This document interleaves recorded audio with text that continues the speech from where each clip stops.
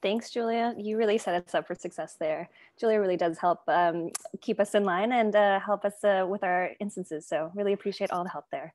My name is Emily. I'm our partner marketing manager. I sit on the growth marketing team. I work with our various technology partners in producing go-to-market campaigns. We work on various activities from blog posts to webinars to virtual events, sponsored events, all those fun things together. So I'm going to walk you through a couple of different use cases that we have established within the marketing team. So one of the most commonly asked questions for marketing is, what are the campaigns that you're working on this quarter, and where can we find them? What's the status on them, and how can we follow through with them throughout the quarter? And so one thing that we've actually started to do every single quarter now is we've got this board here that has marketing campaigns. And you can see here it's placed by tier A, tier B, tier C campaigns. And this board is open for the entire company. And so there's full transparency on what the marketing team is working on. And so you can see exactly what OKR it ladders up to. And as Julia mentioned, the DRI. So you can see exactly which individual is responsible for exactly what activity in which campaigns in Asana. So it's all there for the entire company to check in on throughout, the entire quarter. Next slide, please. So marketing is responsible for creating a lot of content for the company. In working with our partners, we do have a lot of partners. And one thing when I was hired for this role, I was trying to figure out how to best use Guru to keep track of all of our partner assets, because each one has a variety of different things, whether it's a blog post or an integration video or the marketplace listing.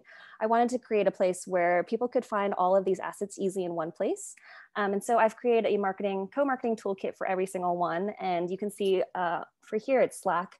There's the marketplace landing page, which you can find easily. There's the Slack action videos, a one-sheeter for sales, customer testimonials, and then links to all the different blog posts. And so this is really easily searchable for the entire company to find out, what we've done with Slack in the past, and it's all in one place.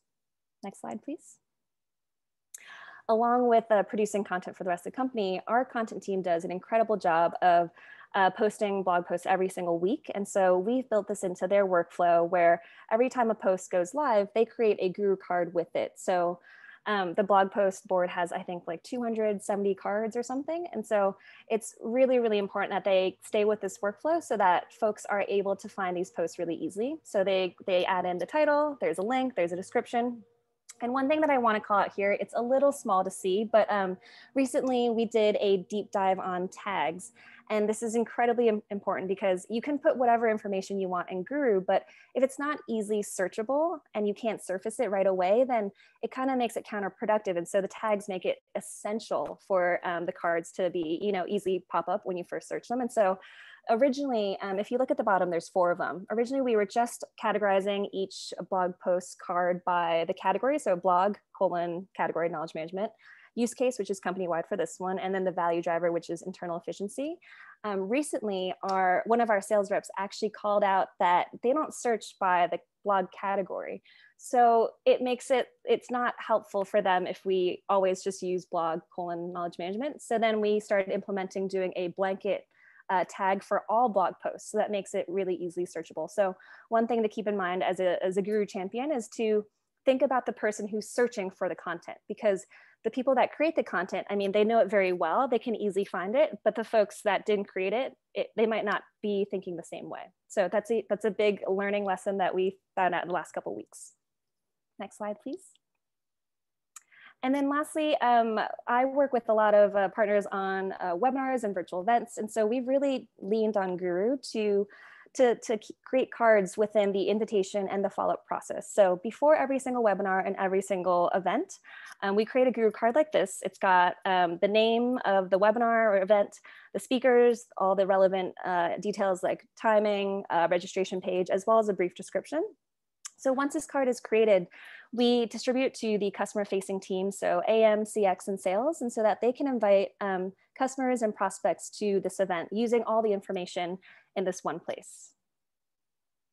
Next slide, please.